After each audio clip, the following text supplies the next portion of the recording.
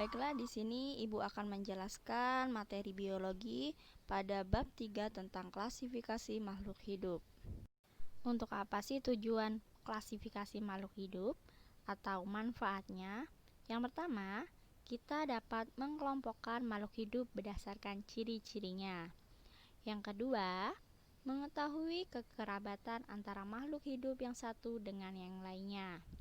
Yang ketiga, kita dapat mendeskripsikan ciri-ciri makhluk hidup yang membedakan antara jenis yang satu dengan yang lainnya. Lalu bagaimana cara mengklasifikasikan makhluk hidup? Kita harus mengetahui dasar-dasar dari klasifikasi. Nah, dasar-dasar dari klasifikasi dapat dilihat sebagai berikut. Yang pertama di sini terdapat kingdom atau dunia. Lalu yang kedua ada filum dan divisi.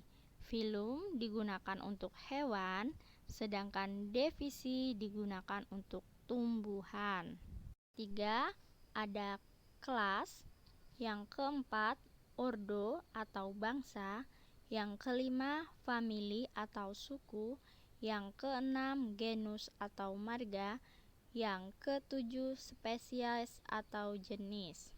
Baiklah, Ibu akan memberikan contoh dari klasifikasi hewan dan klasifikasi tumbuhan. Yang pertama, Ibu akan memberikan contoh dari klasifikasi hewan. Di sini yang pertama, kita lihat Ibu beri contohnya hewan harimau Sumatera. Baiklah, tingkatan klasifikasi yang pertama yaitu ada kingdom atau dunia. Nah, kingdom dari harimau Sumatera yaitu Animalia. Perlu kalian ketahui, seluruh jenis hewan itu kingdomnya adalah Animalia. Pada tingkatan klasifikasi yang kedua yaitu terdapat filum. Filum ini digunakan untuk tingkatan klasifikasi hewan. Sedangkan untuk klasifikasi tumbuhan, tingkatan keduanya kita isi dengan divisi. Pada klasifikasi harimau Sumatera yang Ibu beri contoh ini, filumnya yaitu Chordata. Lalu yang ketiga yaitu ada kelas. Nah, di sini Ibu berikan contoh harimau Sumatera. Kelas dari harimau Sumatera yaitu Mamalia. Kenapa Mamalia? Harimau Sumatera ini termasuk hewan yang menyusui dan melahirkan.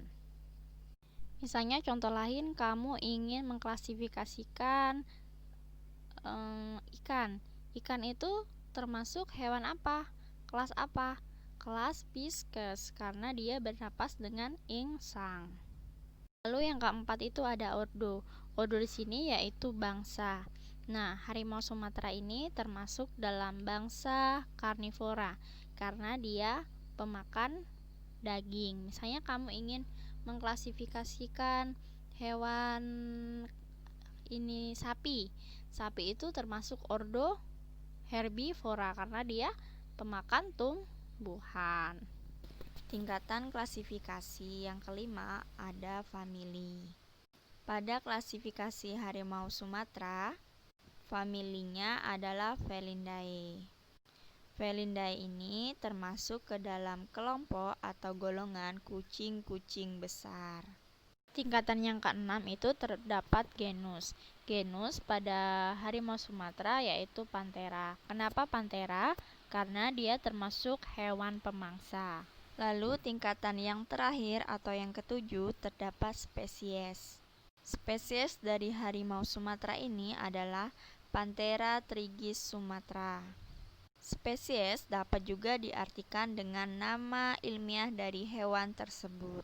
Perlu kalian ingat dan kalian ketahui bahwa pada tingkatan klasifikasi di bagian genus dan spesies, hurufnya harus ditulis dengan huruf miring atau bisa juga dengan memberikan garis bawah pada huruf yang kalian tulis. Bisa kalian lihat pada gambar yang Ibu tampilkan di sini. Misalnya kamu ingin menulis genus dan spesies, tetapi tidak bisa menulis dengan huruf miring. Bisa kalian beri tanda garis bawah pada hurufnya. Perlu kalian catat dan kalian ketahui, pada tingkatan klasifikasi seperti kingdom, phylum, kelas, ordo, famili, genus, spesies. Penulisan awal hurufnya harus kapital.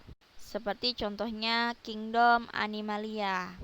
A-nya harus ditulis dengan menggunakan huruf besar atau kapital. Itulah contoh dari klasifikasi hewan. Sampai bertemu pada materi selanjutnya, contoh dari klasifikasi tumbuhan dan tata cara penulisan nama ilmiah.